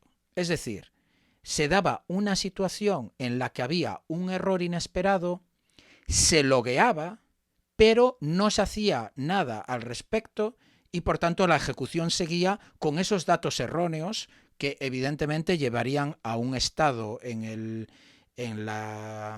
flow de la ejecución de código inesperado. Lo esencial en estos casos es para el atacante encontrar si puede controlar de alguna manera como atacante la longitud de ese dato que se pasa a esa función, porque si él lo puede controlar, puede manipularlo y por tanto hacer que esa vulnerabilidad se ejecute y con suerte pues convertirlo en un exploit. Pero volvamos un poco a lo que es eso de AWSL. Pues AWSL es un protocolo propietario de Apple que es precisamente para su Mesh Network, que hablábamos antes con lo de Amazon. ¿Y qué es esto del Mesh Network? Pues en términos de los dispositivos de Apple, pues se utilizan cosas como el famoso AirDrop, que tú puedes pasarle una foto directamente al teléfono de otra persona sin pasársela realmente por internet. Lo que estás es cercano a él y se la pasas, esto funciona en vez de por Bluetooth, por Wi-Fi, pero eso es precisamente lo que hablábamos antes. Es una conexión directa teléfono a teléfono, no teléfono a router y router a teléfono, ¿no? Lo siguiente para el investigador fue usar un debugger para el propio kernel, que es, digamos, pues el núcleo de un sistema operativo, y conectar dos MacBook Pros a través de AirDrop para así con el debugger le permitía manipular directamente en memoria el tamaño de esta función y ver qué sucedía. ¿Qué sucedió? ¡Boom! Kernel panic. Un kernel panic viene siendo básicamente el error más crítico que puede tener un sistema operativo y que en Windows pues nos da esa famosa pantalla azul y en Mac pues te pone unas letras muy raras, pero que básicamente vas a tener que reiniciar el ordenador. Pero un kernel panic realmente es solo el principio, el indicio de que ahí hay un problema. Luego hay que hacer algo con eso para transformarlo en una vulnerabilidad y un exploit que te permita pues robar fotos o hacer lo que tú quieras. ¿Qué hizo? Pues como el Ian Beer es un crack, pues se puso a estudiar el protocolo AWSL, que eso probablemente son miles de folios de un RFC, y analizó el código dándose cuenta que podía controlar la longitud que llevaba el error, lo que mencionaba antes. Por tanto, ya sabía que estaba en posición de él como usuario poder controlar esa longitud. Usó una librería muy famosa, de hecho, para temas de networking que se llama libpickup, junto con una Raspberry Pi y un adaptador Wi-Fi que permite el monitoreo e inyección de paquetes, la típica Alpha Card que nuestros oyentes que trabajan en seguridad conocerán. Pues con libcap, esta librería, le permitió programar frames del protocolo Wi-Fi a su gusto y enviarlos a través del adaptador Wi-Fi que mencionaba.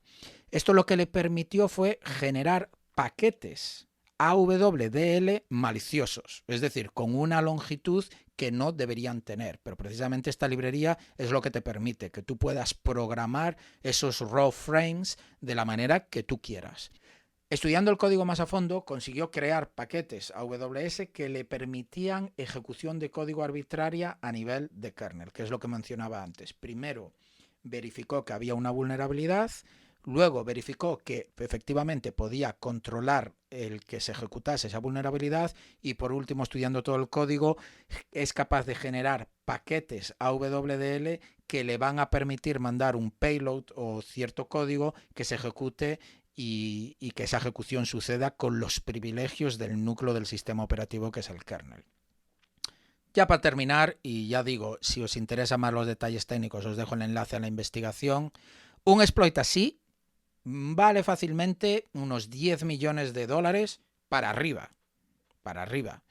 De hecho, en el mercado negro diría que mucho más. O sea, gobiernos pagarían fortunas por tener un exploit que estamos hablando que es 0 clic, ejecución de código remoto a nivel de kernel y a gran escala, porque mientras tú estés cerca, como esto va por radiofrecuencia, como esto va, bueno, en realidad por wifi, que es como funciona AirDrop, no es que tú le envíes un mensaje, insisto, o un email a un usuario, es que estos son ondas que van por el aire y que reciben todos los teléfonos que estén al alcance. Ya te digo que la única pega de este exploit para que no sea perfecto en la escala de perfección es que necesitas una proximidad física a tu víctima, pero bueno, que el alcance es bastante grande y como menciona el investigador, con antenas específicas puedes incluso hacerlo a más distancia. Terminar diciendo que Apple le pagó, en vez de esos 10 millones, medio millón, que no está mal, pero lo que quiero destacar aquí es la profesionalidad y lo espectacular de, insisto, la gente de Google Project Zero, porque no solo aceptó un pago que es muchísimo menor, sino que donó a una organización todo ese dinero, una organización sin ánimo de lucro, y de hecho una de las ventajas es que Apple dobla lo que tú dones a una organización. Así que donaron a una organización un total de $1 millón. Espectacular. Muy buena noticia. Creo que, bueno, obviamente Ian Beers es una figura muy, muy buena en el tema de la ciberseguridad, pero creo que menciona que se tiró unos 6 meses, ¿no?, en encontrar esta buena habilidad. Sí, efectivamente. De hecho, mencionaba que una de las razones era que estaba todo el día tirado, bueno, todo el día tirado en el sofá. Es padre de 2 hijas y tal, pero al estar ahí encerrado sin poder hacer otra actividad, pues decidió ponerse a hacer esto y tardó 6 meses, que es mucho tiempo, pero la verdad, a la vez estamos hablando de una persona. De hecho, no conocía su faceta más ciberactivista, ya que tanto en su Twitter como en el reporte habla mucho de cómo desde temas de mesh network son útiles en protestas y cosas de estas, a cómo gobiernos, por ejemplo, han estado detrás de exploits similares. De hecho, menciona en concreto a una empresa cuyo CEO publicó en Twitter información sobre una de las vulnerabilidades que él encontró para utilizar en este exploit. Así que él decía que eso era una prueba de que esa empresa también estaba detrás de este exploit. Ok, interesante. Sí, sí, no, sobre todo que si esta persona que es un crack en esto de la ciberseguridad tarda seis meses, una persona un poquito más normal tardaría mucho más, pero obviamente si tienes un equipo con varias personas, igual lo puedes hacer en menos tiempo, todo Claro. depende, pero sí, sí. Sí, a ver, yo lo que me planteo pues es un gobierno como muchos de los APTs que hablamos, que tiene mucha gente, pues esto lo podría hacer probablemente en menos tiempo, porque pues puede haber gente especialista en un área, gente en otra. Lo que pasa es que este tío es especialista es que en absolutamente todo. Esta gente es brutal. Pues muy buena, así que nos pueden estar comprometiendo los teléfonos ahora mismo, pero bueno, no pensemos en ello. Y pasemos a la última noticia, que es de otro ataque, en este caso se llama LiDAR Phone.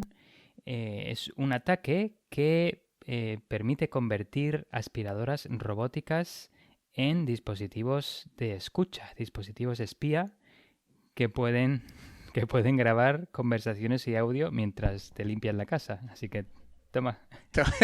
Toma ya, si es que nuestros oyentes se quejarán, ¿eh? O sea, les contamos unas movidas, pero os prometemos y por eso para nosotros es obligatorio daros los enlaces a todas las fuentes de donde sacamos la información y contrastamos, porque entendemos que suena a ciencia ficción, pero cuenta, porque quiero saber cómo es posible que una aspiradora acabe como un dispositivo de espionaje en mi casa. Antes de entrar en detalle, quería comentar los ataques anteriores. De hecho, ya en la Guerra Fría se utilizó la escucha remota vía láser contra superficies normalmente de cristal porque tienen mejor eficiencia, reflejan la luz mejor que otro tipo de objetos. Y ya en el episodio número 6 comentamos el ataque Lamphon, que es la escucha remota vía láser contra la bombilla. No sé si os acordáis, los que lo habéis escuchado, y los que no, por favor, id al episodio número 6 y escuchadlo, porque es muy interesante también. En este caso es algo similar al tema del Lanfone, porque también se utiliza un láser, pero en este caso se utiliza el sistema LIDAR, que es un sistema basado en láser que se usa en aspiradoras robóticas para determinar por dónde camina, mapear el espacio y no chocarse con objetos. De hecho, eso es lo que justo en el último iPhone han añadido, ¿no? Para hacer las fotos todavía mejor. Puede ser, la verdad es que no lo sé, aunque sí, podría ser. Sí, lo añadieron como pues un sensor más que es capaz de medir la distancia y todo eso, bueno, para enfocar la cara mejor y todas estas movidas que te cuenta Apple. Pero sí, ahora el propio iPhone lleva un sistema LiDAR. De hecho, los Tesla también los llevan. Los Tesla sí, los coches sí. Lo que pasa es que el iPhone como LiDAR... Ah, sí, ok, puede ser. Ok, es basado en luz. Pensaba que era basado en láser solo, pero en este caso la aspiradora utiliza el láser y el iPhone utiliza otro tipo de luz, infrarroja probablemente. Eh, pues en cualquier caso, el LiDAR Phone, este ataque, utiliza los sensores del LiDAR que se pueden encontrar en la aspiradora que los investigadores han centrado, que es la Xiaomi Roborock. Pero dicen que, sin embargo, cualquier aspiradora que utilice la misma tecnología de sensor de LiDAR puede ser vulnerable. La idea central es convertir el LiDAR en un micrófono láser que pueda detectar los sonidos de las vibraciones sutiles inducidas en los objetos cercanos. Esto es muy similar al ataque del Lanfone. LiDAR Phone procesa y extrae rastros de señales de sonidos de reflejos láser en los objetos en los que reflejan. Los principios físicos del LiDAR es que no solo mide la distancia, sino también la intensidad de la señal láser reflejada. Esto permite determinar las vibraciones en las superficies que se corresponden con el audio. Los principios operativos de un LiDAR es que la luz reflejada en una superficie se enfoca a través de una lente, se eliminan las frecuencias no infrarrojas y la señal láser es capturada por un sensor de imágenes, luego se amplifica y se cuantifica para crear la señal final. Esto obviamente lo he leído del paper. Todo este proceso se utiliza para recuperar la señal de forma eficiente porque, como voy a comentar, hay limitaciones en que se incluye mucho ruido. Y como decía, las limitaciones, la primera de ellas es la baja relación señal a ruido, que requiere el procesado complejo de la señal, como he mencionado anteriormente. Hay principalmente dos tipos de reflejos. Uno se llama especular y el otro difuso. El especular es el, como he comentado anteriormente, de objetos brillantes, como pueden ser superficies de cristal, que mantienen la intensidad y el foco de la señal usados por estos ataques vía láser de la Guerra Fría y el Lanfón también. Y los reflejos difusos son otros objetos como cartón, plástico, bolsas de papel que dispersan la luz en múltiples direcciones, que es el que utiliza este ataque. El que utiliza las aspiradoras robóticas para, con el LiDAR, saber dónde se encuentra en el mapa que crea en su memoria. Por lo que en este caso, si se utilizan reflejos difusos, hay una saturación sobre el cual no se puede medir la intensidad con mayor precisión. Hay un límite físico, un límite implementado en hardware, de hecho, ya que las aspiradoras robóticas trabajan en entornos con objetos que emiten reflejos difusos y además trabajan con poca luz. Y la otra limitación, una es, como he mencionado, los reflejos, que hacen que la relación señal-ruido sea muy baja, sea muy mala. Entonces hay que procesarlo para obtener una señal buena. La otra limitación es el bajo muestreo, ya que el LiDAR solo está activo cuando da vueltas. Y esto es 5 veces por segundo, que obviamente es una frecuencia de 5 hercios. Se necesita, al menos una frecuencia de al menos unos 4800 hercios.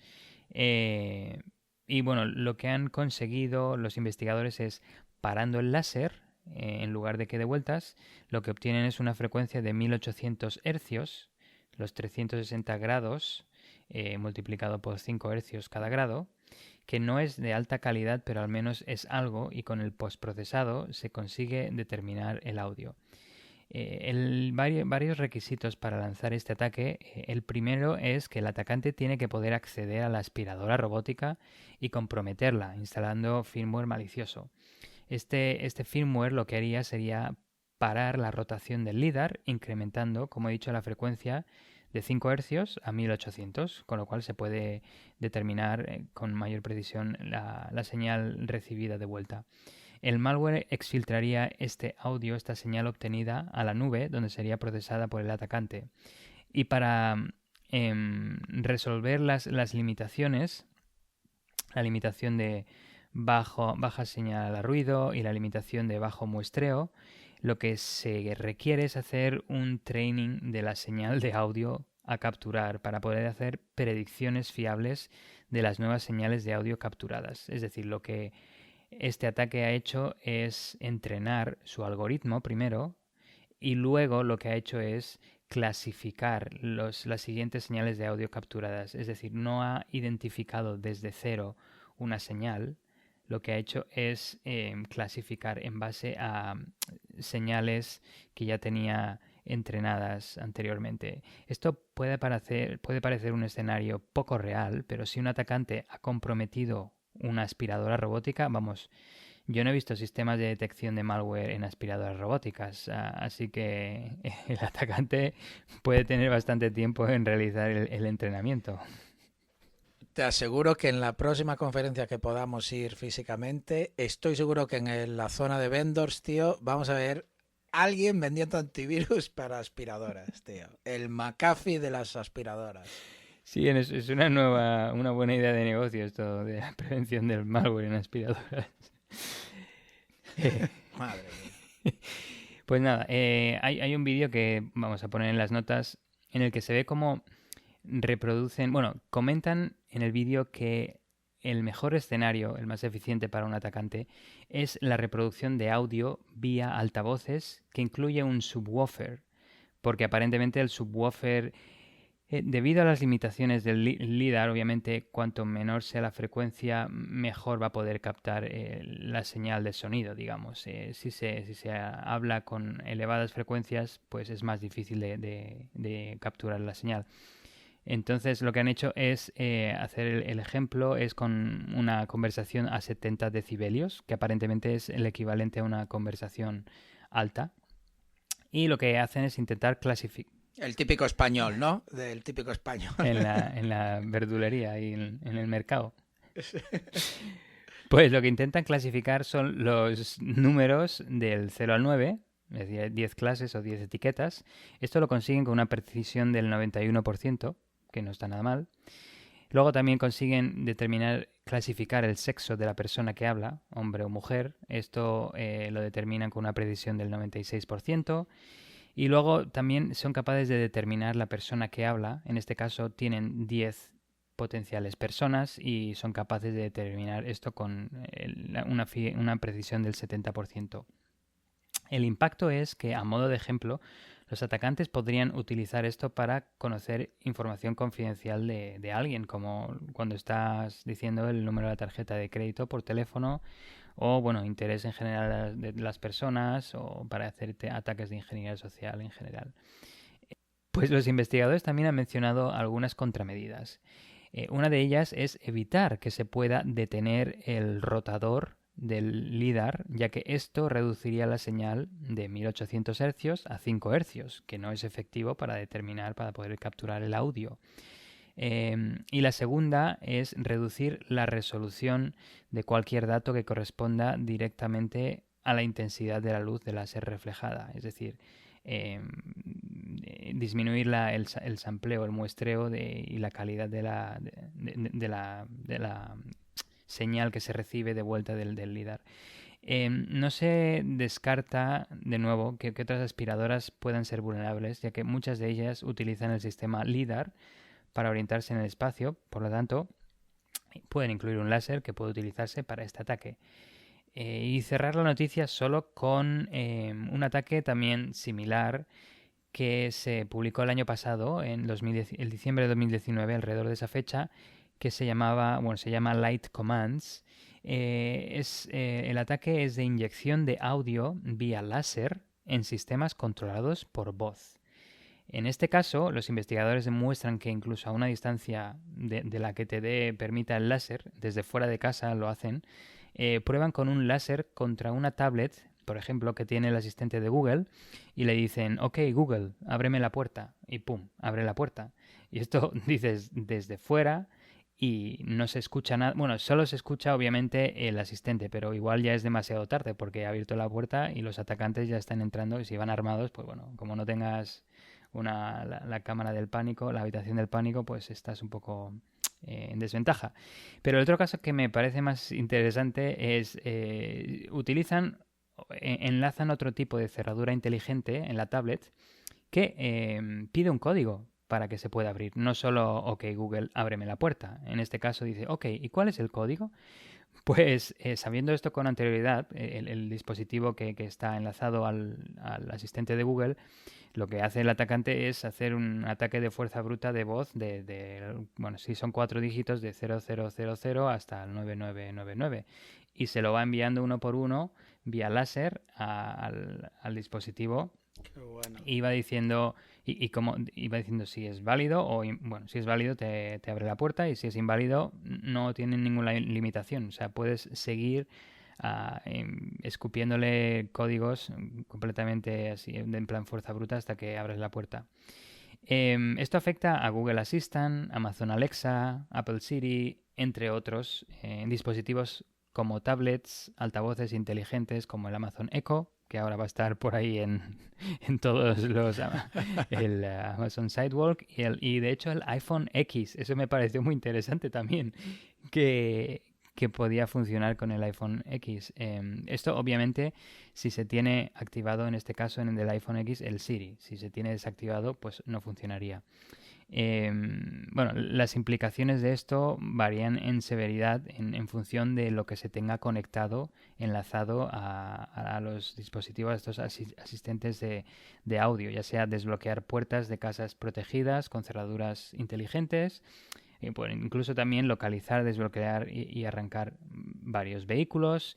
En cualquier caso, los láseres que utilizaron los investigadores eran de color azul y rojo, creo recordar, aunque también dicen que se puede llevar a cabo con frecuencias de infrarrojo, que es espectro no visible. Y con esto lo dejo ahí, así que la próxima vez que veáis un puntero láser, igual no es que os quieren matar, igual es que quieren abrir la puerta de vuestra casa.